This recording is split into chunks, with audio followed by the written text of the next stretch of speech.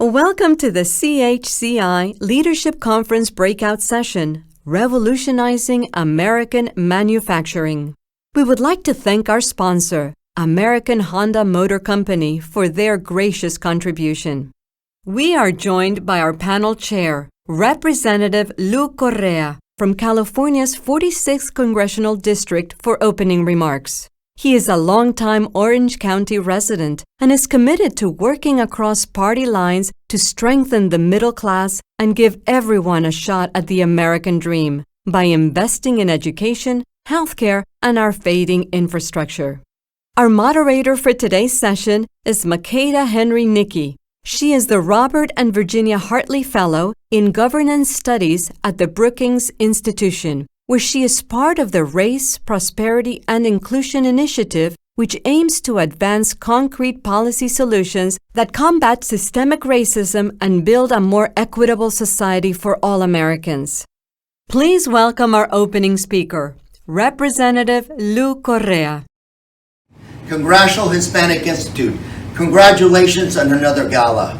And of course, congratulations and thank you for helping to prepare our future leaders through your internship program.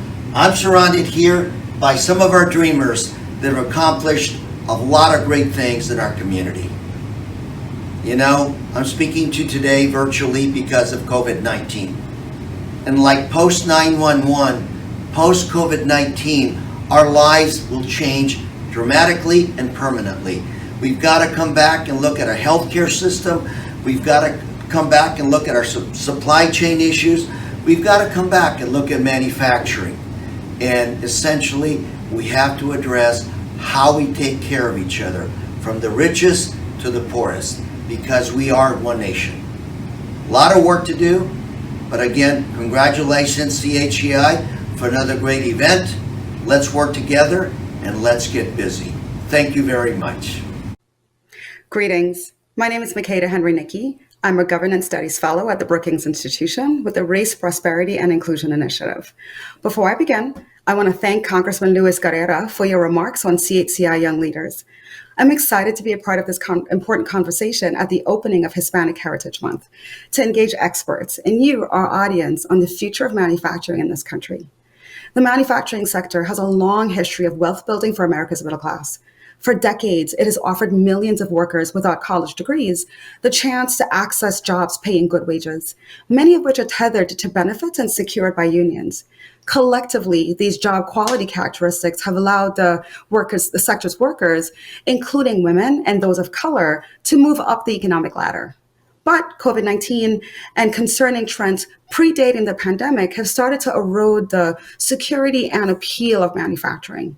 In today's conversations, our panel experts, all women, will address not only the hard questions about threats to manufacturing, but they'll also explore new opportunities, models, and policies to strengthen this uniquely productive workforce and make it more inclusive. To explore these important issues, I'm joined by a panel of 3 experts who are doing tremendous work in the manufacturing space and tackling the hard questions of how to expand opportunity for the Latino community. Please join me in welcoming our first panelist, Teresa Cordova. She is the director of the Great Cities Institute at the University of Illinois at Chicago. She's also a professor of urban planning and policy in the College of Urban Planning and Public Affairs. Welcome, Teresa. Thank you very much. I'm pleased to be here. Terrific to have you, Teresa. Next, I want to welcome Melissa Vance. Melissa is a technical development unit lead within the Production Engineering Business Unit for Honda Development and Manufacturing of America. Welcome, Melissa. Hi, good morning. Thank you for having me.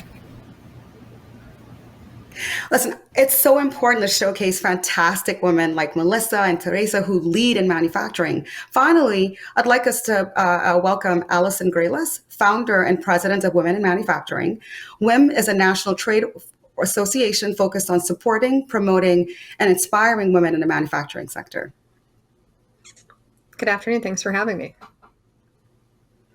Wonderful. Allison, your work is essential, especially if we're going to succeed in helping women maintain their grip.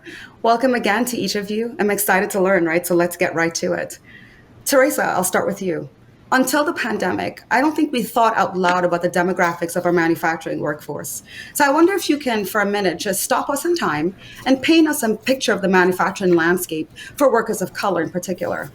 We know broadly that the sector is vital to U.S. economic growth, but I don't think we know less about the particular benefits of that the sector holds for the Latino community. So what should we know about their contributions and their place in this work? Well, we do know that, as you mentioned earlier in your opening, that manufacturing has been a very important sector that has provided access to good paying jobs with benefits, and also an entry into the middle class. And so when those jobs left in large numbers, they left devastating impacts in our community. So, for example, if you take someplace like Chicago, where you had almost well over 60%, almost 70% of our labor force for Latinos was concentrated in manufacturing in 1970. And then by 1980, that number had dropped, and it continues to drop to the point where now it's well under 20%. And so we had the biggest drop. Latinos had the biggest drop, and other populations had a big drop as well. And yet, we know that manufacturing is really critical to an economy. It's an economy that has economy that has a high multiplier effect. So that for every manufacturing job, there's 7.5 more jobs that are created. And that the impact in a community or in a neighborhood is really profound when you have the numbers of manufacturing jobs. And we're seeing new technology in manufacturing, which is providing lots of opportunities. So we've got an aging workforce of those left in manufacturing. They're aging, so there's opportunities not only for employment in manufacturing, but also for ownership. Because most of these folks, through research that we've done, what we know is that most of these folks do not have succession plans in place. And so there's a great opportunity for ownership also of manufacturing. Thanks. I want to bring Melissa in here. Listen, that's an impressive idea to think about the sort of force multiplier effect that the manufacturing sector has always generated. So last month, President Biden signed an executive order setting a very ambitious climate agenda for the U.S. He wants zero emission autos like electric vehicles to make up 50% of auto sales by 2030. So talk about multiplier and potential impact here. That's an enormous challenge, which could, I think, in theory, right, revolutionize manufacturing in America. Tell us, what does this mean for Honda? That's a great question. And again, glad to be here. But actually, to answer that question, a few months ago, our new global CEO set a direction for Honda of carbon neutrality for all of our Honda products. And we want to achieve that by 2050. And of course, what made the biggest news was the announcement of our vision of complete electrification of our auto lineup. Step by step by 2040. Really based on our longstanding commitment to build our products close to our customers, Honda currently has a capacity of 1.2 million vehicles, cars and trucks in our 5 U.S. auto plants. So as Honda transitions our fleet to electrification, our goal is 40% by 2030, 80% by 2035, and 100% by 2040. Our associates will also have to transition in how to build those electrified vehicles. Right now, firstly, we're expanding our hybrid vehicle sales significantly in the coming years. We build the Accord Hybrid in Ohio as well as the CR-V. We also have the Insight hybrid sedan that we build in our Indiana plants. We also have started the process of manufacturing and assembling hybrid electric components in our Ohio transmission plant. So as Honda expands our electric and hybrid vehicle sales in the coming years, it's logical that the role of our plants and our associates will evolve. So we definitely have a big challenge to our current associates and our future workforce to have that training and knowledge to meet this challenge.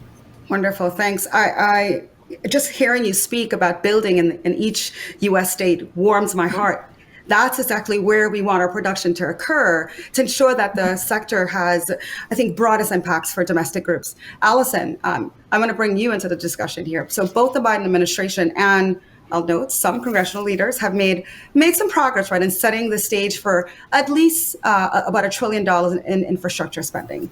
These investments will, of course, have direct impacts on the manufacturing sector. And I think we should ensure that women are a part of this boom. But before we sort of figure out their future, I'd like you to kind of give us a current read on their status in the sector. Has the pandemic affected the women in our manufacturing workforce? And if so, how? And are there specific barriers that are impeding their career mobility? Yeah, so thanks. And again, happy to dive into this really important discussion. So we started our work as the Women in Manufacturing Association nearly a decade ago. And specifically, it was to support and provide a community for women in industry. At our time when we first started our work, there was about 27% of the manufacturing workforce was female. Present day, we're at about 29% of the manufacturing workforce is female. Even though we do have a growing number of women in the general labor population, that has been growing year over year, which is really important.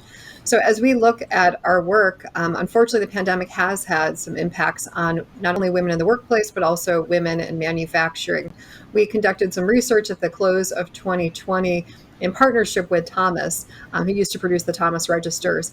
And we heard from about 600 women in industry and asked them not only how was pandemic impacting their careers, but as well, what are those things they're looking for as they look at retaining or staying in manufacturing, as well as for future generations, what are they looking for if they were to enter manufacturing? The two things that were most critical and cited were areas that related to flexibility and childcare as major challenges for women in industry. And in particular, if you look at the impact of COVID on women in industry, as we know and has been widely reported, about 2.3 million women have left the workforce since the beginning of the pandemic. And we've seen in manufacturing, the majority of those losses have been moms in manufacturing. So we launched a community this past spring and April to uniquely support moms in manufacturing. You know, the challenges that women have faced the past 18 plus months of trying to integrate, and we like to say integrate rather than balance, because I think balance is near impossible, but integrating specifically how to deal with childcare demands and needs and learning demands and needs, as well as your day-to-day professional duties is near impossible and pretty difficult.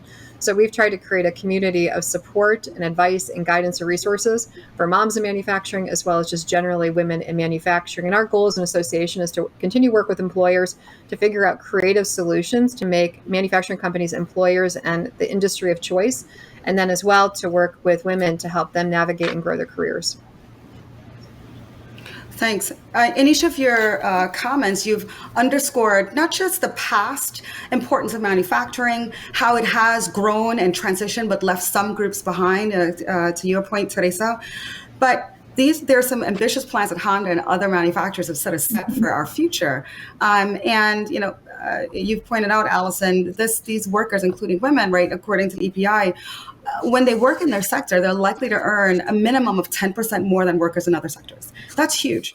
But wages are just one element of work. And some of this idea around integrating the caretaking role of moms into their professional careers is sort of those threads that we're pulling on in this new conversation of what does work mean? How can we center impacted groups as we sort of rebuild ourselves? And then even in this sector, you know, we've seen the pandemic expose horrific cases where food processing workers, you know, they've been laboring under very weak protections that have increased their risk of contracting COVID. That's the stage that's where we are in the conversation today. But I want to probe, you know, the three of you for ideas on how to move beyond this context. So Teresa, I'll start with you. The Century Foundation, I think, recently estimated that at least 2 million manufacturing jobs will be created in the coming decade. That's a really bold prediction, and I hope it comes true. So I want you to be a futurist for a moment. Where do you expect these millions of jobs to emerge, right? What changes in a sector do you think are going to drive such a bold estimate? And what policies do you argue we should be leaning into to ensure that this new manufacturing workforce is inclusive? Right. That Century Foundation report is very important, and we've done some reports with them as well, talking about the kinds of jobs and the kinds of opportunities that are going to be available, but the need for that labor force. And we believe, particularly with the changing demographics and the need for inclusion, that a lot of those jobs are going to have to come from our quote unquote minority populations, our folks of color. And so part of what's really needed there is training. Because, you know, we're way past the smokestack idea of what manufacturing is, and we're into a level of what we call advanced manufacturing in the world of robotics and so on. And so part of what's really important in the quote-unquote training process is education, learning those sort of problem-solving skills. And so it's important that there be opportunities and there be connections between educational opportunities, training opportunities, and the needs of their employers. We need employers to do more training, for example, and we need more commitments from our public sector into education. We got rid of all the trades, for example, or so many of them from our community colleges, for example, even from some of our high schools. We need that focus on training is that opportunity. But Allison was mentioning, the culture for women. And I think it's also important to think about the culture for folks of color, including women of color, and what that means in terms of the kinds of environment that needs to be there for them to feel included and have the opportunities. But you mentioned the Century Foundation, and there is a group of folks, the folks in the Century Foundation, part of this, that have come together in a network called the Manufacturing Renaissance Campaign. And they've been working with various congressmen and congresswomen to really push for some legislation. So, for example, in late August, the Manufacturing Reinvestment Corporation Act was introduced in the U.S. House of Representatives by Congresswoman Jen Jankowski from Illinois. And she is the senior deputy whip for the chair of the Subcommittee on Consumer Protection and Commerce, Energy and Commerce Committee. So this act would establish a Manufacturing Reinvestment Corporation, but the whole idea of it is that there would be these local manufacturing councils. And the value of the local councils is to have that local voice. So much of the loss of manufacturing came from kind of from the top down, right? Both obviously from corporations who fled, a government who allowed them to flee and didn't do a lot to help keep the corporations here. And part of what we need is some bottom-up conversation. We need some bottom-up input. So what we would really encourage is to the various congressmen here to please support that Manufacturing Reinvestment Corporation Act that's been introduced by Congresswoman Jen Jankowski. This is really a way to help support and build some of that local effort and local visibility and some of those local ideas, innovative ideas, including succession plans for ownership. Thank you. Thanks so much, Teresa.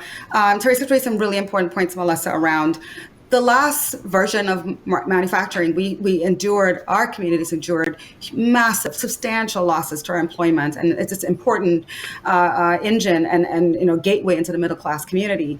And she's arguing for this bottoms up approach, right? And not just sort of thinking about the work in itself changing, but also changing that culture.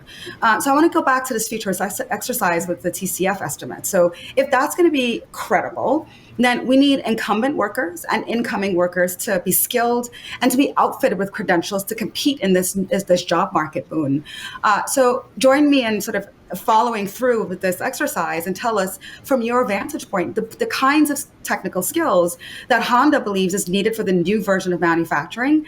And then can you share more about the specific efforts that Honda is undertaking to prepare the workforce of the next generation for a role in this future? Thanks, Makeda. Yes, be glad to share a little bit. So really the technical skills needed for manufacturing, in my opinion, really haven't changed drastically. We still have the need for the traditional mechanical, electrical skill, as Teresa had mentioned, for robots and how we've, kind of advanced manufacturing into that digital era a little bit. But there is definitely an expansion, particularly in the electrical and controls area. The equipment we use is complex. We have many different components that are connected together that rely on networking and programming. So understanding how the equipment works and talks to each other, if you want to put a person around it, and then being able to troubleshoot is really a skill that we teach every day at Honda, as far as what I'm involved with in our technical development unit. And we really are centered around everyone that is working on our equipment, whether it's equipment service technicians, our operators that are operating the equipment, and even our engineers are going through that similar type of training. next generation workforce, I definitely believe that the interaction between our workforce and the technology will be very important. And we've been making some proactive investments in our workforce development, around communities where our facilities are located. We work locally with local schools, two-year colleges, universities, and organizations, including the National Association of Manufacturers, to support this effort. But really, I think there's three critical challenges in this regard, and I think Teresa alluded to a couple of those already. And I think the first is perception. Not all young people look at manufacturing as a glamorous profession. So we're competing for students that are looking at IT or a technology pathway. And we really believe a critical early step is to create an environment around some enthusiastic engagement for manufacturing, even in the middle school level. For example, IT is a critical core skill for manufacturing. So we've invested in some fun ways to demonstrate that with K through 12 students. We have a manufacturing video game that's available. But I think the second challenge then is the STEM skills. Even if we get a student involved in or interested in manufacturing, there's a lack of STEM education where they don't necessarily get that problem solving, computer knowledge or math skills necessary. So in many areas, especially those in highly diverse populations, aren't necessarily funded to deliver manufacturing career-related content. So we do have some of our diverse Honda associates hosting STEM events with middle school students of color right in Columbus, Ohio. And I really think this type of engagement helps students see the possibility of a STEM-based career by meeting people who are in manufacturing that look like them and can share insights on how to get into the field. And I think finally that third challenge then is just that technical hands-on education. Providing hands-on manufacturing training is essential and can really help us as we are growing into this new manufacturing and get that skills gap filled. Example that we have Honda partners with Columbus State Community College on a technical work study program, gives students a chance to develop skills required for these manufacturing tech positions. And then over the course of that program, students earn a paycheck, they get a debt-free degree, and then many land a full-time job at the technician level after they've completed their degree.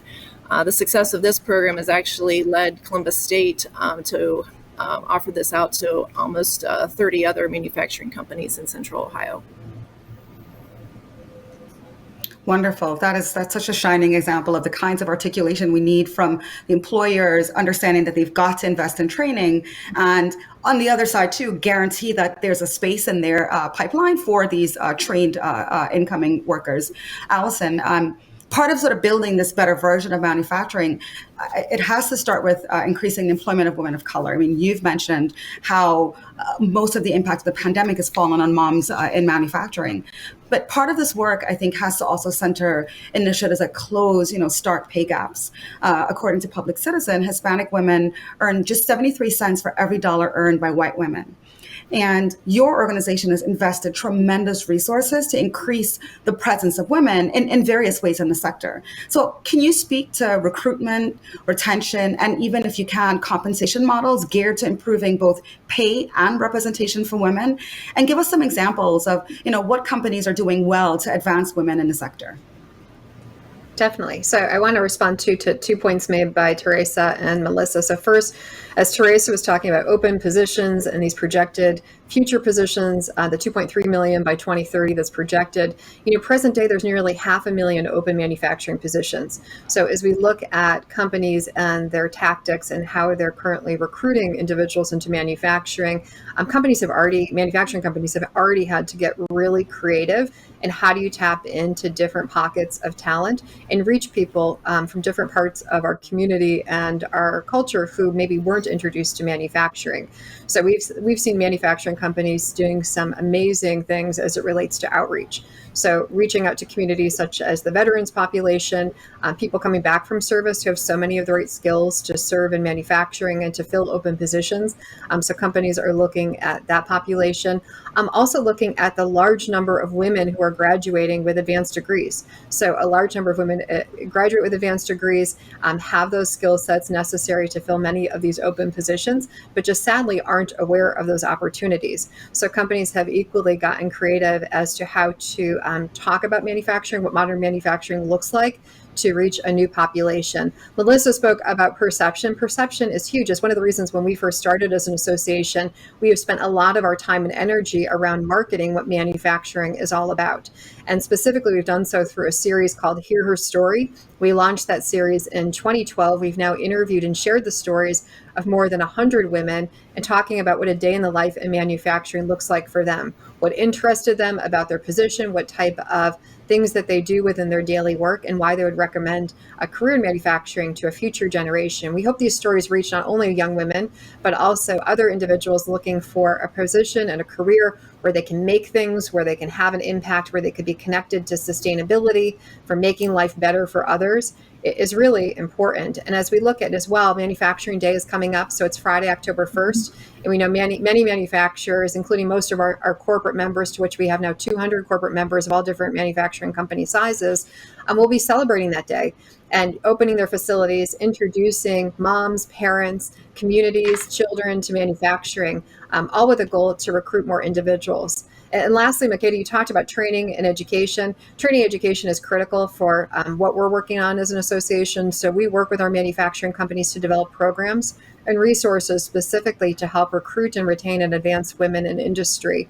One of our newest programs is called Empowering Women in Production. It's the newest program and the only program of its kind around the country, and it's been developed and designed by manufacturers for manufacturers. And as you talk about pay equity and wages, it's one of our hugest opportunities, we believe, to help women who are in the hourly ranks and in production help improve their profitability and their ability to support their families. All of our programs have a virtual component, so people have no hindrances or barriers to participate. And as well, our Education Foundation helps make these programs affordable for all women in industry, irregardless of whether their company is supporting them or not, which of course we hope their companies are supporting their professional development and enrollment. Wonderful. I could go on, but I want to draw in the questions that our audience have kindly submitted. So I'm going to throw out a question to each of you, and then we'll in turn go through and address them. Teresa, I'll go first with you. What were the impacts of the pandemic from your vantage point? And you know a lot about the Chicago market, and we've talked about some of that in this discussion. Perhaps you can give us some more insight on specific post-COVID challenges that you foresee emerging in the sector.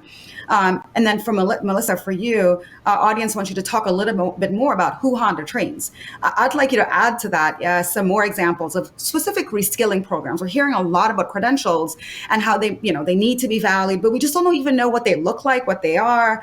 And how are you sort of using these tools to adequately prepare your workforce for this new version of manufacturing? And Allison, one last time around the circle here, we have talked a lot about the economic benefits of work and participating in the manufacturing sector, but what we have not focused on is prioritizing the well-being of our workers of color. Health is clearly, to me, non-negotiable. So how do we secure labor protections for the workers and these families that you speak of? So Trace, I'll let you go first. Great. Thank you so much, Makeda. So several things. One, as it relates to COVID, one of the things that we clearly learned from COVID, or at least we should have learned as a country, is that we don't have enough of a manufacturing sector in our country. We were so dependent on products that we don't manufacture and couldn't get access to. And there are so many items in the supply chain, for example, that we don't manufacture. And yet, if there's so many opportunities, if we did bring some of that manufacturing and initiate some and do some innovation here and provide opportunities here. So we saw that, right? And we saw how we were left without critical supplies, and in some cases still are. The other thing that we really learned in COVID is how critical those workers are who work in these kinds of manufacturing. manufacturing settings. And even though we, as Latinos, have suffered such a decrease of our labor force in manufacturing, we still do have a high percentage of the total labor force are folks of color in the lower occupations. And so some of the research that we've shown is that when you look at the various industries and you look at those occupations, we're concentrated in the quote unquote lower skilled occupations. And even when you control for the industry and the occupation and even education levels, we make the lowest wages as Latinos. So we've got to deal with the inequality. So we can talk about all the strategies for bringing in different populations, but unless we're attending to the inclusion issue, we're still repeating some of the same and reproducing some of the same inequalities. So the issue around who is getting which jobs and at what pay continues to be an issue, and I think is something we need to think about going forward. And another piece of that is, and you mentioned it, I believe, Mikeda, in your question, there's the issue around safety, because we saw, for example, high COVID rates in Latino communities because of their role as essential workers, not only in manufacturing and other work as well, but so the safety issue becomes really of concern as well. And so this then leads to the other opportunity that manufacturing provides us. We do have some serious threats around a pending climate catastrophe. We're seeing the effects of that. We've been warned by that for decades by scientists. So it's here. We know it's only going to get worse unless we do some very serious things to change it. And manufacturing actually is one of the key industries that can provide a key opportunity for us to turn some of that around in terms of the kinds of products that we might manufacture. I think, Melissa, you mentioned some of the things you all are doing with Honda, but I think there's so many other kinds of products that we can be manufacturing in really sustainable ways that can set us up for our long-term survivability on this planet. So there's so much potential and so much hope for manufacturing, but unless we deal with the issues around equity, we're not going to really realize that potential. And part of what that's also going to mean is creating the climate. And if I can say sort of one last thing about that, is that a lot of our folks in some of our communities may not be coming in with some of the quote unquote soft skills, particularly if they come from communities that are highly disinvested. So there also has to be the commitment in that training to providing the climate and the wraparound services to make it possible for people to succeed in those environments. But manufacturing, there's just so much potential, and what we need is a hands-on, all hands-on deck kind of approach from the public sector as well as from the private sector manufacturing. Thank you, Teresa. You've made some really crucial points. Melissa and Allison, feel free to jump in.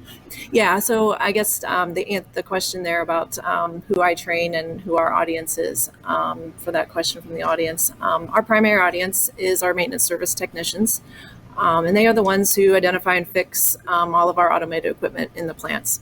I also mentioned we train our production associates who are working with the equipment, and really we want to start, Teresa, you mentioned some of that soft skills. Part of some of the training we do is how to have those two groups of basically responsibilities are different, but those two groups, how do they work well together so that we can be efficient and effective in our production? So we've included some of that in our training as well. And we do think it's important to cross-train our associates to make them proficient in multiple manufacturing disciplines. So again, we have experts, but we also want to have what we call that multi-crafts, where they know a little bit about all the disciplines so that they can be successful out on the production floor. And like I mentioned before too, we do try and provide a wide opportunity for associates. So partnering with local community colleges, having that option to have earned degrees, and on vice versa, the courses that we offer in our training facility can count as credits towards a college degree as well. So that's part of that program. Thank you. Allison? I was going to share that, I think the pandemic and the occurrences of last summer has really risen to the top of manufacturing companies, the priority to look at how best to keep their employees safe and as well how to address diversity, equity, and inclusion in their organizations. So as we work with manufacturing companies of all different sizes, this is one of their top priorities is figuring out how to make sure that, that they are fostering and creating a culture of inclusiveness at their organizations, and as well looking at the whole being of an individual. So I think, again, a positive outcome from pandemic has been a new and renewed, or maybe for the first time ever, a focus on wellness for individuals. So how do you look at the humanization of our employees and the excellent, talented people that are working in all different roles within manufacturing? So as we talk to companies, they're sharing best practices and resources. So one of the things we launched here in the early part of 2021 was a diversity, equity, and inclusion resources hub for manufacturing companies to tap into. There they can access roundtables, recorded sessions, case studies from manufacturers, again, about how they're addressing all of the different populations that fill their workforce, and as well creative solutions for if things aren't maybe where they want it to be, those steps that other companies have taken to get their companies to the place which really best fosters inclusion and a diverse population. Listen, we only have a few minutes left. I've sat here and learned just a ton from you three tremendous women who I admire. I think we should have more of these conversations, these kinds of faces in the room. These are hard challenges, right? They're not going to be solved in the next decade.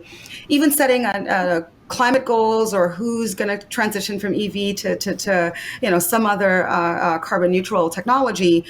We can't do that without thinking deliberately about who will be impacted. We've not even touched on trade, regardless of whether you agree on the varying estimates as to the impact on workers. There's undoubtedly been an impact on workers of color, Hispanics, and Blacks in particular. So I want to leave our audience with one final thought from each of you, but I'll ask you to just dream for me one more time on the future of an inclusive manufacturing sector. What do you think will get us there? Teresa, I'll kick you 10, 15 seconds at the most. A real commitment and investment by both the public and the private sector in the future of manufacturing. Yeah, go ahead. I really think having that kind of getting rid of that perception, really working towards educating our young potential future workforce on that manufacturing is cool. That you can work in a clean environment and it can be a really rewarding career. Yeah, and I think, to have an inclusive culture in manufacturing, I think we've got to look at the whole person that is coming to the job and coming to work each day to be employed in manufacturing. And then I think as we've talked around policies have got to be revisited. We've got to look at how we handle childcare, how we deal with workplace flexibility, because until you address those things, and as well pay equity, as Teresa spoke about earlier, those things have to be addressed in order to recruit and retain and advance all populations in manufacturing. I couldn't agree more. I personally leave this conversation today, one, optimistic that building an inclusive manufacturing workforce is not just an afterthought, but it's central to the people in Melissa's space, Teresa, your advocacy work, and certainly yours, Melissa, Allison, from the trade association front. Maintaining our productive edge is certainly a question of economics, but that now depends on not just our ability to be leaders in advancing technologies, but how do we center our people? How do we center the women who are part of this backbone of this manufacturing tapestry, and not just continue to consider them an afterthought that is relegated to studies and reports. I think enough of studying and reporting has been done. We need to get to action. So I want to thank the panel for this really thoughtful, very engaging discussion. Teresa Cordova, Melissa Vance, and Allison Graylis. And thanks to you for joining us virtually. Please keep tweeting about the conference at hashtag CHCIHHM21. We have a full slate of sessions scheduled tomorrow. I encourage you to attend sessions throughout the day. Now, if you know of anyone who'd be interested in the conference but hasn't yet signed up, please encourage them to log in and register at chci.org. And finally, join us for some fun. Join us for our virtual 44th annual awards gala celebration on Thursday, September November 23rd from 6:30 to 8 p.m. Thank you.